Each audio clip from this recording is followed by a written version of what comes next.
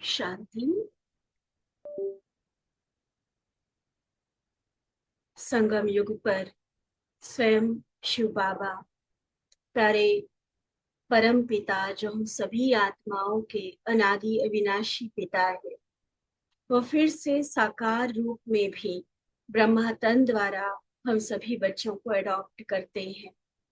और एडॉप्शन की बहुत सुंदर और सबसे सिंपल प्रोसेस है कि बाबा ने कहा तुम मेरे हो, और हम बच्चों ने भी स्वीकार किया, हाँ बाबा मैं आपकी हूँ। इतना सुंदर सिंपल सा प्रोसेस चला और सौदा हो गया।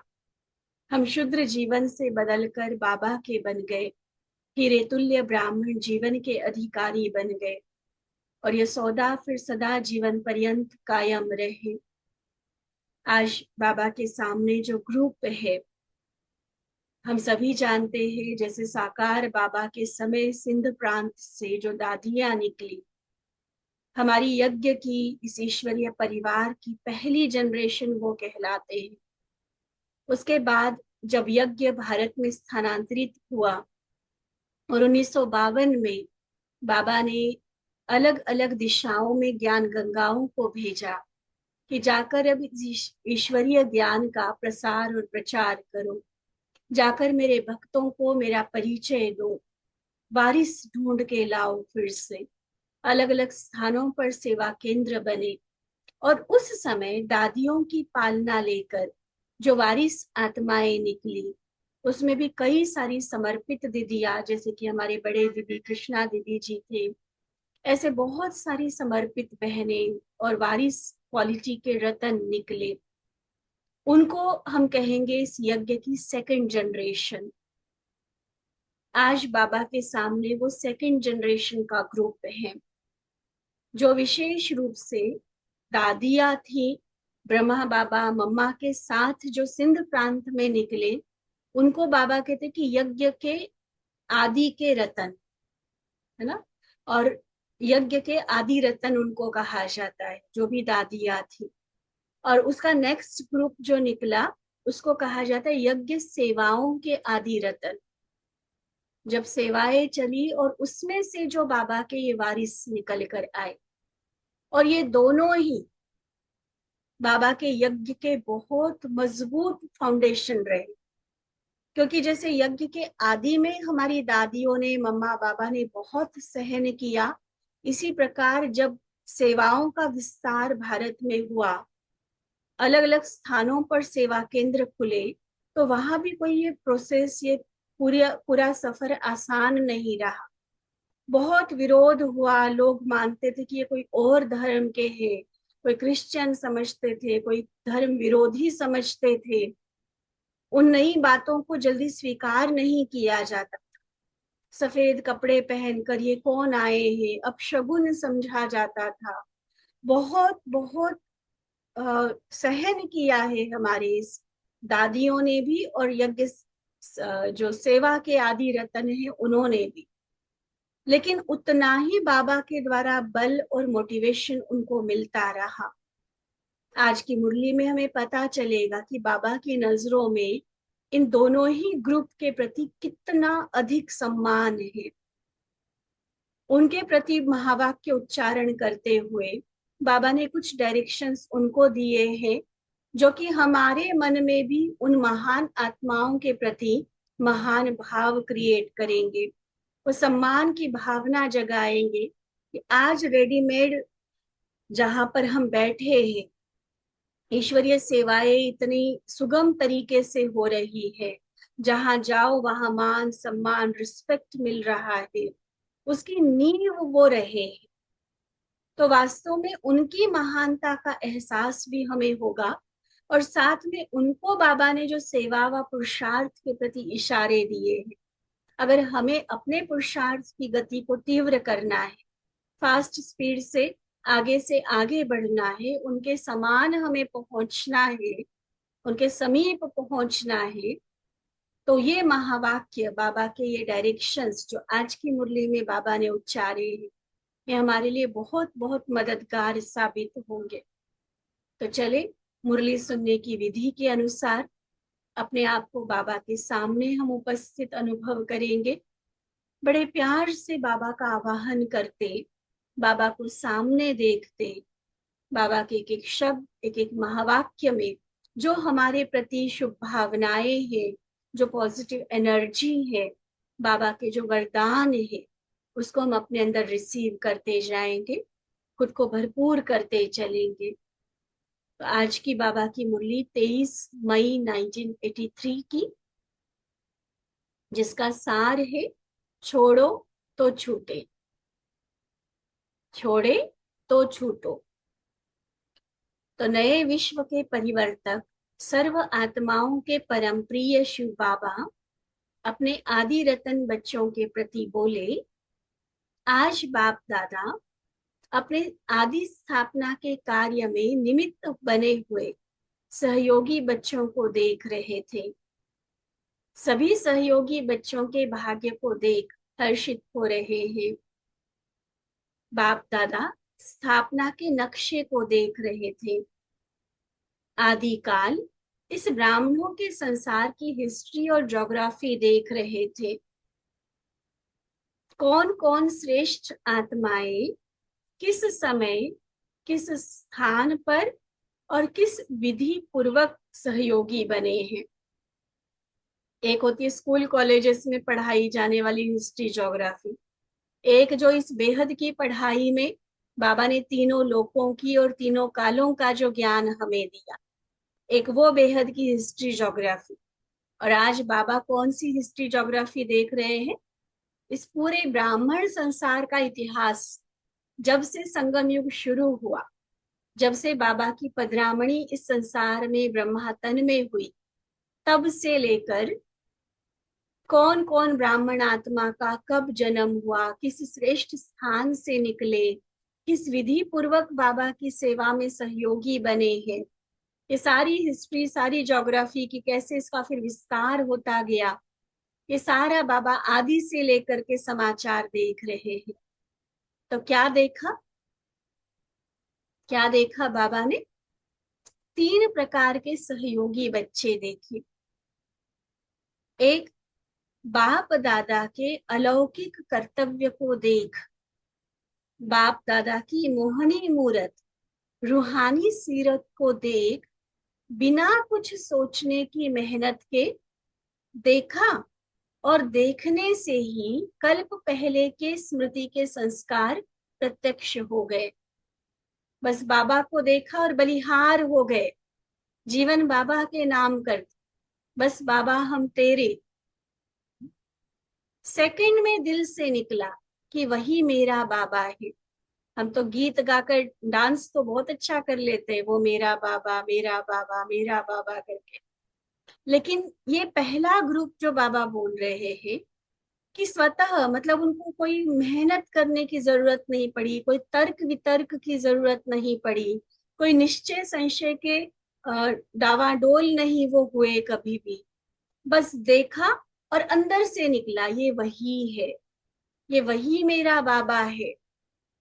और बाबा ने भी सेकंड में स्वीकार कर लिया कि ये वही मेरा बच्चा है। ऐसे बिना मेहनत के, स्नेह के फोर्स से बाप और बच्चों का मिलन हो गया। सहज बाबा के स्नेह में समाये हुए सहयोगी बन गए। सप्ताह कोर्स की भी मेहनत नहीं, दादियों ने कोई सप्ताह भर बैठ के कोर्स किया होगा क्या? नहीं, उस समय इतना ज्ञान भी नहीं था, लेकिन बस बाबा को देखा और निश्चय हो गया ये वही है जिसको जन्मों से हमने पुकारा है, ये वही है जिसकी भक्ति में न जाने हम कितना भटके हैं, ये वही है वही है वही है, अंदर से निकला। तो कोर्स नहीं करना पड़ा, ईश्वरीय स्नेह का फोर्स काम कर गया और मिलन हो गया। एक ही शब्द में जीवन के साथी बन गए। कैसे? बच्चों ने कहा तुम ही मेरे, और बाबा ने कहा तुम ही मेरी। देखो, अपने दिल को भी साथ साथ हम टटोलते चले। क्या ये पहले ग्रुप में हम हैं? मेहनत का सवाल नहीं। ऐसे सेकंड के सौदे वाले बिना मेहनत, बस मोहब्बत में समाये हुए। ठीक है, तो पहला ग्रुप कौन सा हुआ? जो डायरेक्ट भगवान पर फिदा हो गया, बाबा को देखा, जाना, बस बाबा में तेरी, बाबा में तेरा। ये पहला ग्रुप।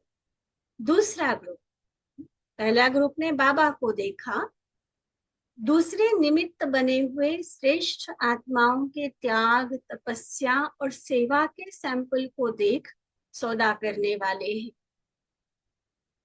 मतलब शिव बाबा को, ब्रह्मा बाबा को वो जानना, वो निश्चय करना, वो बाद में हुआ।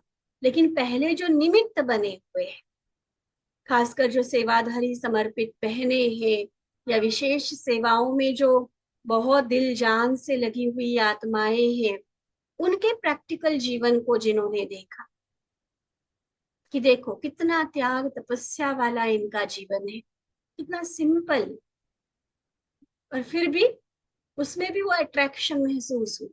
एक होता है ना कि चमक दमक है, बहुत फैशन है, और उसके कारण कोई अट्रैक्ट हो रहा है। ये वो वाली अट्रैक्शन नहीं थी, वो दैहिक आकर्षण होती है। यहाँ रूहानियत ने आकर्षित किया, निमित्त बने हुए बच्चों के त्याग, तपस्या और सादगी को देखकर, उस सेवा के सैंपल को देखकर सौदा की। ठीक है, पहले ग्रुप ने बाबा को देखा, दूसरे ग्रुप ने ज्ञान गंगाओं के सैंपल को देखा, बुद्धि बल द्वारा सहज बाबा को जाना और सहयोगी बने। फिर भी दूसरा ग्रुप भी बच्चों द्वारा बाबा के साकार संबंध में आए, है ना। जिन ज्ञान गंगाओं को देखा, जिन समर्पित बुद्धि वाली आत्माओं को देखा, उन्होंने भी उनका कनेक्शन, उनका संबंध कहाँ जोड़ा? बाबा से ही जोड़ा ना। एक है पहला ग्रुप जो हुए ही सीधा बाबा पर समर्पित, डायरेक्ट भगवान की वाणी ब्रह्मा द्वारा सुनी और समझ गए कि यही भगवान है। दूसरों ने ज्ञान पहले दीदियों से सुना और फिर बाबा के नजदीक आए।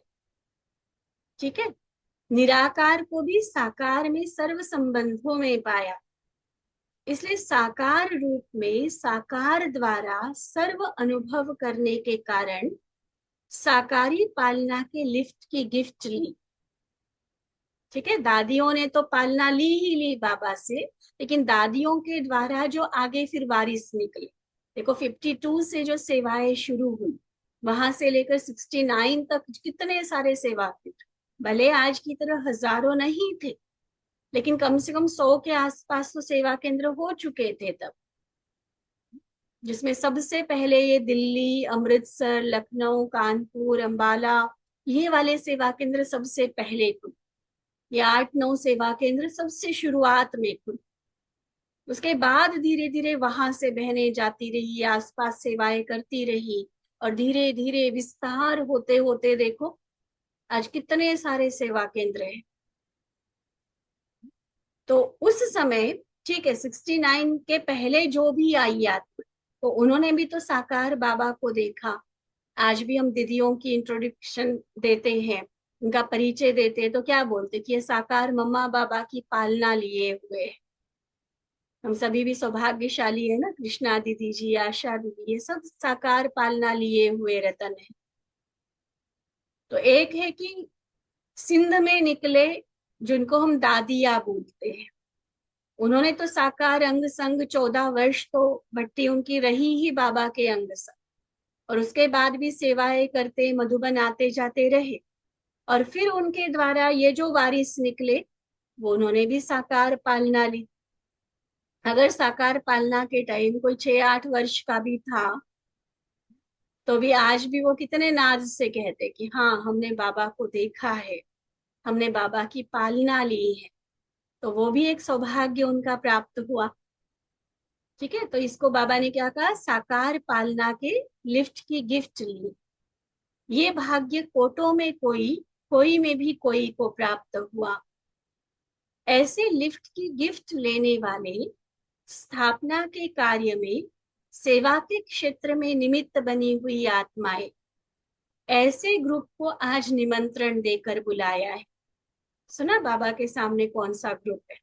दादियां तो है ही है, लेकिन दादियों के द्वारा जो जनरेशन नेक्स्ट निकली, यज्ञ की सेकंड जनरेशन, जो दीदियों वाला ग्रुप है, साकार बाबा के होते जो सेंटर्स बने और उसमें जो बच्चे निकले, उसमें भी विशेष जो सेवाओं में आगे है, महारथी है, उनको खास निमंत्रण देकर बाबा ने बुलाया है। ऐसे तो और भी निमित्त बने हुए बच्चे हैं, लेकिन विशेष थोड़ों को बुलाया है। जानते हो ना किस लिए बुलाया है? बीच बीच में फाउंडेशन को चेक किया जाता है। अगर फाउंडेशन जरा भी कमजोर होता है तो फाउंडेशन का प्रभाव सब पर पड़ता है ना? चाहे वो बिल्डिंग हो, चाहे वो पेड़ हो, फाउंडेशन बहुत मजबूत होना चाहिए। अगर फाउंडेशन में हल्का भी कोई दरार आ जाए, कोई कमजोरी आ जाए, तो पूरे वृक्ष या पूरी बिल्डिंग पर उसका असर आएगा। तो सेवा के क्षेत्र में, सेवा के निमित्त फाउंडेशन आप जैसे रतन हैं। पहला ग्रुप यज्ञ की स्थापना के फाउंडेशन बने, और आप वो यज्ञ की स्थापना के फाउंडेशन सेवा के निमित्त बने, लेकिन सेवा का प्रत्यक्ष पहला फल आप जैसा ग्रुप है। तो सेवा के प्रत्यक्ष फल के रूप में व शोकेस के पहले शोपीस आप श्रेष्ठ आत्माएं निमित्त बनी। इतना अपना महत्व जानते हो? नए पत्तों की चमक दमक, रौनक, उमंग उल्लास के विस्तार में आदि श्रेष्ठ आत्माएं छिप तो नहीं गए हो? पीछे वालों को आगे करते स्वयं आगे से पीछे तो नहीं हो गए हो? यूं तो बाप दादा भी बच्चों को अपने से आगे करते, लेकिन आगे करके स्वयं पीछे नहीं होते। बहुत गहरी बात बाबा बोल रहे हैं। देखो, आत्माएं बढ़ रही हैं, यज्ञ की ब्राह्मण परिवार की वृद्धि हो रही है, आने वाली नई नई आत्माएं, उनमें और कई तरह की योग्यताएं हैं, विशेषताएं हैं। तो नेचुरली ये तो नहीं होगा कि जो पुराना है वही करता रहे हमेशा। वो नयों को भी तो चांस देंगे ना। अगर मैं ही मैं करूं तो ये भी गलत हो जाएगा। नयों को चांस देना है, उनको आगे बढ़ाना है। लेकिन उनको आगे बढ़ाने का मतलब ये नहीं कि हम डिटैच होकर पीछे होकर बैठ जाए। ये नहीं है। कई इसको गलत मतलब लेते हैं कि हाँ कर तो रहे हैं वो भाई कर तो रहा है, वो बहन कर तो रही है, अब मैं कुछ नहीं करूंगी तो चलेगा, हमने तो सारी उम्र कर लिया। टोटल गलत है ये एटीट्यूड। और मैं करूं, किसी और को मैं आने का चांस ही ना दूं, ये भी गलत है। तो क्या कह रहे हैं बाबा? कि पीछे वालों को आगे जरूर करो, लेकिन उनको अपनी सीट देने तो आप और अगली वाली सीट लो ना। मतलब जो सेवा अभी तक हम कर रहे थे, मान लो हमने अब नए आने वालों को दे दी, तो आप और कोई नई सेवा ढूंढो, और कोई जिसमें रूहानियत की शक्ति जरूरी है, जिसमें अनुभव की अथॉरिटी जरूरी है, वो आप सेवा करना शुरू करो। जैसे मान लो कोर्स कराते हैं, तो कोर्स कराने वाले और आ गए, ठीक है, आप और भट्टी कराने वाले बन जाओ। भट्टी कराने वाले आ गए, आप और यज्ञ परिवार की पालना करने वाले बन जाओ। पाठशाला संभालने वाले आ गए, आप सेंटर पर आ जाओ। सेंटर संभालने वाले आ गए, आप और जोन में, देश की सेवा में और आगे बढ़ो। तो पीछे वालों को आगे करने का मतलब खुद भी और आगे से आगे होना है, और सूक्ष्म जिम्मेवारियों को संभालना है। और जहां जहां कहीं कहीं कुछ मिसिंग था, जो हम स्थूल सेवा में थे मान लो, तो कई चीजें मिस हो रही थी, अब वो सेवा करने वाले आ गए, तो उन सूक्ष्म सेवाओं पर मैंने ध्यान दिया, यज्ञ की संभाल पर ध्यान दिया। वाचा सेवा करने वाला नहीं था ना, तो मैं करती रही। लेकिन अब वाचा सेवा करने वाले, तो मैंने बाकी कारोबार पर ध्यान दिया। अपने आप को अलग या डिटैच करने की या पीछे करने की बात नहीं होती है। बाबा सब देखते हैं बच्चों को। कई बच्चे होशियारी से जवाब देते हैं कि हम तो पीछे वालों को चांस दे रहे हैं। इसलिए हम कुछ नहीं कर रहे हैं, ऐसा तो नहीं है ना। मेरी अपनी पढ़ाई, मेरा अपना पुरुषार्थ, जिस आधार पर बाबा ने मुझे फल देना है, उसको तो हम छोड़ के नहीं बैठ सकते हैं। बाबा कहते एक चांस भले दो, ये भी परिवार का प्यार बढ़ता है। अपना चांस हम औरों को दे, उनको आगे बढ़ाए, है ना, और स्नेह सहयोग आपस में बढ़ता है, बॉन्ड मजबूत होता है। लेकिन चांस देने के चक्कर में बाबा कहते कि आप अपने को तो पीछे नहीं करो ना। चांस भले दो, लेकिन चांसलर तो रहो ना। इतनी जिम्मेवारी समझते हो। जो पुरुषार्थ के कदम हम उठाएंगे, हमें देख और भी उमंग उत्साह के कदम उठाएंगे। ये स्मृति सदा रहती है। नए नए हैं, लेकिन पुरानों की वैल्यू तो अपनी है। पुराने पत्तों से सोचो कितनी दवाइयां बनती हैं, जानते हो ना। पुरानी चीजों का कितना मूल्य होता है। पुरानी वस्तुएं विशेष यादगार बन जाती है। पुरानी चीजों के विशेष म्यूजियम बनाते हैं। तो पुरानों की वैल्यू जानते हुए उसी वैल्यू प्रमाण कदम उठा रहे हो। इसमें बाबा ना एक तीर से दो शिकार कर रहे हैं। जो पुराने हैं, कहीं ना कहीं नयों की चमक दमक में शायद अपने आप को थोड़ा पीछे कर रहे हैं, बाबा उनको भी मोटिवेट कर रहा है कि पुराने अपनी वैल्यू को कम नहीं समझे। आपको भी आगे से आगे ही रहना है, और ये उनके लिए गाइडिंग लाइट बनना है। उनको भी मोटिवेट कर रहे हैं, और इनडायरेक्टली बाबा जो नए बच्चे आ रहे हैं उनको भी पुरानों का महत्व समझा रहे हैं। कि कहीं खुद के अहम में ना आ जाए कि पुरानों को तो कुछ पता ही नहीं, ना कंप्यूटर आता है, ना टेक्नोलॉजी आती है, हमारे जैसे पढ़े लिखे नहीं है, इंग्लिश नहीं आती है, वीआईपी सेवा नहीं आती, तो पुराने कुछ है ही नहीं, ये समझ के हम चले। ऐसा नहीं है। पुरानों की जो तपस्या का बल है, उनका जो त्याग है, जिस समय पर उन्होंने सेवाएं की हुई है, जिस तरह का विरोध सहन करके भी बाबा के यज्ञ में वो टिके हुए हैं, उस आधार पर उनका पुरुषार्थ हमसे ऑलरेडी कई गुना आगे है। उनका पद, उनकी श्रेष्ठता, उनकी महानता, आज चाहे कितनी भी सेवा कर रहे हो, वो हमारे से आगे ही है। आजकल देखो कितने भाई बहने ऐसे हैं, बड़ी बड़ी सभाओं में भाषण करते हैं, जहां जाते पहले से उनके नाम के फोटो सहित पोस्टर बने हुए होते हैं। देश में क्या, विदेश में क्या, बड़ी बड़ी सभाओं को, वीआईपीज को संबोधित करते हैं। लेकिन आप उनको खुद पूछ के देख लो, क्या आपको लगता है कि आप मम्मा से ज्यादा सेवा कर रहे हो, आप बड़ी दादी से ज्यादा सेवा कर रहे हो? वो मानेंगे कभी? मानेंगे? मम्मा तो कभी विदेश नहीं गई, मम्मा ने तो कभी लाखों की सभा को, हजारों की सभा को एड्रेस नहीं किया।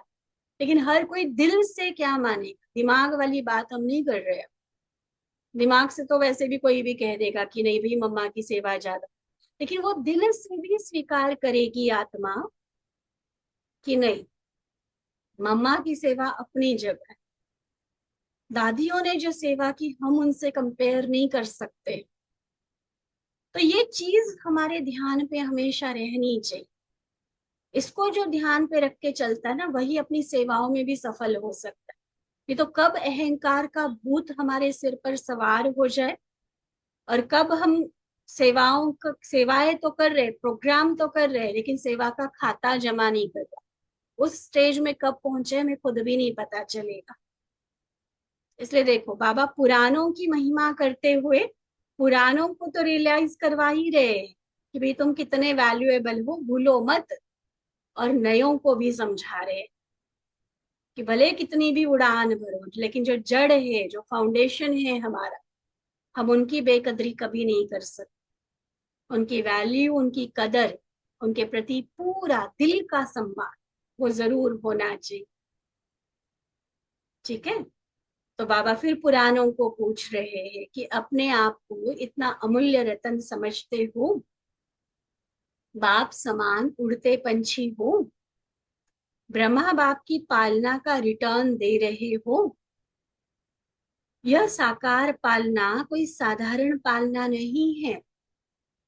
इस अमूल्य पालना का रिटर्न अमूल्य बनना और बनाना है। विशेष पालना का रिटर्न जीवन के हर कदम में विशेषता भरी हुई हो। ऐसे रिटर्न दे रहे हूं, सारे कल्प के अंदर एक बार यह पालना मिलती है और उसके अधिकारी आप विशेष आत्माएं हो। ऐसे अपने अधिकार के भाग्य को जानते हो तो आज ऐसे भाग्यवान बच्चों से मिलने आए हैं। तो समझा क्यों बुलाया है। रिजल्ट तो देखेंगे ना। बाबा कहते यह सारा ग्रुप ब्रह्मा बाप के हर कदम पर फॉलो करने वाले हैं, क्योंकि इन साकार आंखों से देखा, सिर्फ दिव्य नेत्र से नहीं देखा। अभी आने वाले तो हम ये कहते ना, ये तो नहीं बोलेंगे कि बाबा को नहीं देखा, लेकिन कहेंगे अनुभव की आंखों से बाबा को देखा। है तो ब्रह्मा की संतान, तो नहीं देखा वाली बात नहीं है। देखा भी है, पालना भी ले रहे हैं, लेकिन अनुभव दिव्य नेत्र की आंखों से हम देखते हैं। और जिन्होंने रियली में साकार पालना ली है तो कहेंगे ना कि हमने तो इन आंखों से भी भगवान को देखा है। तो आंखों से देखी हुई बात को फॉलो करना इजी होता है, सहज होता है। ऐसे सहज पुरुषार्थ के भाग्य अधिकारी आत्माएं हो। समझा कौन हूं, जाना कि मैं कौन की पहेली पक्की याद है ना, भूल तो नहीं जाते हो। बाप दादा वतन में इस ग्रुप को देख रूहान कर रहे थे। क्या रूहान की होगी जानते हो। देख रहे थे कि अपने भाग्य के मूल्य को कितना जाना है। बाबा ने तो भाग्य का वर्णन किया, लेकिन जो स्वयं भाग्यवान आत्माएं उनको उसकी कितनी कदर है। मैं कितनी भाग्यवान, कितनी तकदीरवान आत्मा हूं, क्या इसकी रियलाइजेशन उनको है। कितने इस भाग्य के स्मृति स्वरूप रहते हैं। स्मृति स्वरूप, स्वसमर्थ स्वरूप। तो कितने समर्थ स्वरूप बने हो ये देख रहे थे। विस्मृति और स्मृति की सीढ़ी पर उतरते और चढ़ते हैं। कभी भूले, कभी याद किया, फिर भूले, फिर याद आई, फिर भूले, फिर याद आई। ये विस्मृति और स्मृति का खेल चलता है। वह सदा स्मृति स्वरूप द्वारा उड़ती कला में जा रहे हो या उतरते चढ़ते रहते। क्या करते हैं, ऐसे तो नहीं कि पुरानी विधि पूर्वक चल रहे हैं, जो उड़ती कला के बजाय अभी तक भी सीढ़ी उतरते चढ़ते रहते कि बाबा ने लिफ्ट दे दी और हम अभी वही पुराने तरीके से चल रहे हैं। ऐसा तो नहीं करते। ये सब बच्चों की विधि बाप दादा देख रहे थे। ब्रह्मा बाप बच्चों के स्नेह में बोले कि सदा हर कदम में सहज और श्रेष्ठ प्राप्ति के आधार पर मुझ बाप समान एक बात सदा जीवन में ब्रह्मा बाप की तावीज के रूप में याद रखो। बहुत शुभ आशाओं को दिल में समाये हुए ब्रह्मा बाबा एक विशेष हमें मंत्र दे रहे। आज बाबा ने उसको शब्द यूज किया, तावीज। दुनिया में किसी पर कोई आपदा आती है, संकट आता है, लगता है कि किसी ने कुछ किया है, तो वो उस प्रभाव से, उस नेगेटिव ऊर्जा से बचने के लिए तावीज पहनते हैं। तो बाबा हमें तावीज दे रहे हैं। कौन सा? छोड़ो तो छूटो। ध्यान रखेंगे। दूसरे ने मुझे नहीं पकड़ा हुआ है, मैंने कई बातों को मन में पकड़ रखा है, चाहे वो मेरी आदतें है, संस्कार है, दूसरों की बातों को फील करने की नेचर है, कोई भी, वो हमने पकड़ी हुई है। जो जो चीजें मुझे डिस्टर्ब कर रही है ना, नहीं तो मैं अगर बाबा की श्रीमत पर, बाबा की मर्यादा की लकीर के अंदर, उसकी छत्र छाया में, बातों में और माया में वो हिम्मत कहा जो मुझे डिस्टर्ब कर सके। कहीं ना कहीं जरूर हमने पकड़ के रखी है चीज। अब बाबा क्या कहते हैं, छोड़ो तो छूटो। चाहे अपने तन की स्मृति को भुलाए देही अभिमानी बनने में, चाहे संबंध के लगाव से नष्टो मोहा बनने में, चाहे अलौकिक सेवा की सफलता के क्षेत्र में, चाहे स्वभाव संस्कारों के संपर्क में, सभी बातों में छोड़ो तो छूटो। ये विशेष विशेष कुछ फील्ड बाबा ने गिनती करवाई। ऐसे तो जीवन के हर फील्ड, हर पहलू में ये बात लागू होती है। चाहे देह अभिमानी अवस्था से देही अभिमानी टिकने में, चाहे संबंधों के लगाव से नष्टो मोहा बनने में, चाहे अलौकिक सेवा के क्षेत्र में सफलता पाने में, चाहे स्वभाव संस्कारों के संपर्क में, कोई भी फील्ड उठाओ आप, जीवन का कोई भी क्षेत्र, तन मन धन जन संबंध संपर्क सेवा, हर क्षेत्र को दे, हर बात में ये महामंत्र लागू होगा, छोड़ो तो छूटो। यह मेरेपन के हाथ इन डालियों को पकड़ डालियों के पंछी बना देते हैं। अब इस मेरेपन के हाथों को छोड़ो।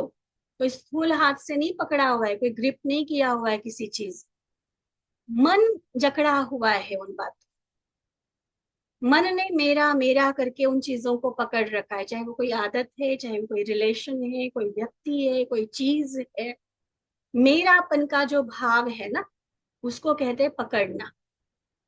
अब इस मेरेपन के हाथों को छोड़ो तो क्या बन जाएंगे? उड़ते पंछी। छोड़ना तो है नहीं, बनना तो यही है, ऐसा नहीं।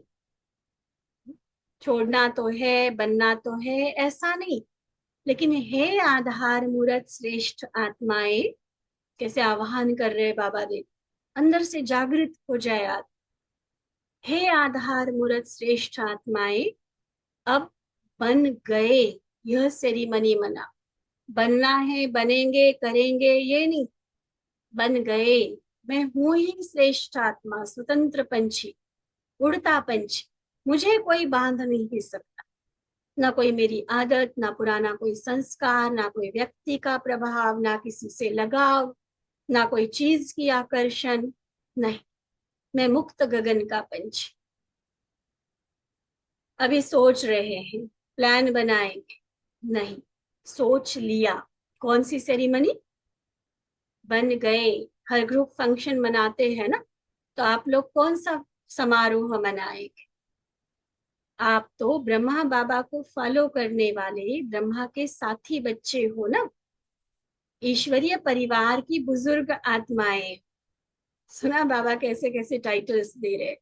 सबसे आदि पूर्वज तो हो गए, जो सिंध से निकली हुई हमारी दादियां और कुछ गिने चुने दादाएं, जिसमें से बस एक रतन मोहिनी दादी जी आज वर्तमान में हमारे सम्मुख है ना। वो पहली जनरेशन यज्ञ की, और उसकी just next generation, second generation, ये जो जिनसे बाबा आज बात कर। और उनके बाद भी देखो कितनी जनरेशन्स निकली, कितने अलग अलग अलग, हर 10 साल के बाद समझ लो कि जनरेशन चेंज होती। तो उस हिसाब से वो कितने बुजुर्ग हो गए ना हमारे से। आयु से बुजुर्ग वाली बात नहीं है, आयु से भी हो गए हैं, लेकिन मेनली इस ईश्वरीय परिवार में पुराने हो गए ना, बहुत पुराने चले हुए। जैसे हम उनको सिंध से निकली हुई उनको दादिया कहते थे, ऐसे आजकल देखो वो दादिया तो जब नहीं रही, तो ये जो दीदिया है उन्हीं को कई दादी कहकर बुलाते हैं। तो बुजुर्ग आत्माएं हो गई ना ईश्वरीय परिवार की, उसमें से भी देखो कई चले गए। बाबा कहते आप सबके ऊपर बाप दादा और परिवार की सदा नजर है कि ये हमारे आदि सैंपल स्वरूप है। सारे परिवार के लिए बाबा की सर्व आशाओं के दीपक हो। तो कौन सा समारोह करेंगे?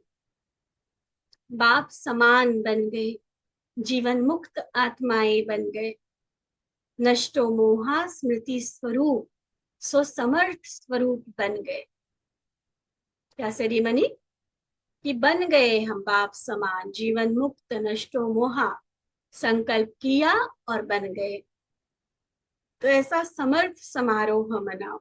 ये बन गए भी सिर्फ कोई कहने वाली बात नहीं होती, मतलब वो स्वरूप दिखाई, बाबा ये बोल रहे हैं।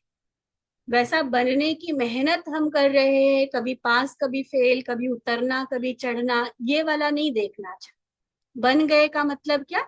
कि निरंतर वही अवस्था, वही स्वरूप दिखाई, तो अब ये समर्थी समारोह मना, तैयार हो ना? व अभी भी सोचते हो कि करना तो चाहिए, चाहिए तो नहीं, बाबा कहते अब चाहिए चाहिए नहीं बोलो, लेकिन बाबा की सर्व चाह पूर्ण करने वाले हम आदि सैंपल हैं। ऐसे निश्चल बुद्धि विजयी रतन, विजय का समारोह मनाओ। समझा किस लिए बुलाया है? स्पष्ट हो गया ना? इन सभी को ताज पहनाना, जिम्मेवारी के ताज पोशी मनवाना इन्हों से, इसलिए आए हो ना? बोलते नहीं हो, बुजुर्ग हो गए हो। ब्रह्मा बाबा को क्या देखा? अभी अभी बुजुर्ग, अभी अभी मिचनू किशोर, बच्चों के साथ बच्चा बन रहा है, बुजुर्गों के साथ बुजुर्ग, एकदम कभी गंभीर गहराई वाली बातें कर रहे, कभी कृष्ण की तरह उछल रहे हैं। सारे स्वरूप देखे ना ब्रह्मा बाबा। तो फॉलो फादर, हाँ जी करने में मिचनू बन जाओ, छोटा बच्चा बन जाओ, और सेवा करने में, जिम्मेवारी निभाने में बुजुर्ग, अनुभवी रतन बन जाओ। छोटे बच्चों की भी रौनक देखी ना, इसके पहले की जो बाबा की मुरलियां थी, छोटे बच्चों के ग्रुप्स के लिए थी, तो कितना मजे से कहते थे हाँ जी बाबा जी हाँ। तो विशेष निमंत्रण पर विशेष आत्माएं आई है। अब विशेष सेवा की जिम्मेवारी का ताज, जिम्मेवारी का फिर से समारोह मनाना। बीच बीच में का ताज उतार देते, अभी ऐसा टाइट करके जाना जो कभी उतारो नहीं। चलते फिरते सेवाधारी आत्मा की तो नींद में भी सेवा। अच्छा, फिर सुनाएंगे कि समारोह की रिजल्ट क्या हुई। ठीक है? अच्छा, सदा सर्व आत्माओं के निमित्त उमंग उत्साह दिलाने वाले, सदा हर पुरुषार्थ के कदम द्वारा औरों को भी तीव्र पुरुषार्थी बनाने वाले, व्यर्थ को सेकंड में छोड़ो और छूटो करने वाले, सदा ब्रह्मा बाप को फॉलो करने वाले, ऐसे सेवा के आदि रत्नों को, पालना की भाग्यवान विशेष आत्माओं को बाप दादा का याद प्यार और नमस्ते। हम रूहानी बच्चों की रूहानी बाप दादा को दिल व जान, सिक व प्रेम से नमस्ते, नमस्ते, नमस्ते जी। ये बाबा की मुरली, जिसके आगे अलग अलग ग्रुप्स के साथ भी बाबा की मुलाकात है, तो वो हम नेक्स्ट क्लास में सुनेंगे। अच्छा, ओम शांति।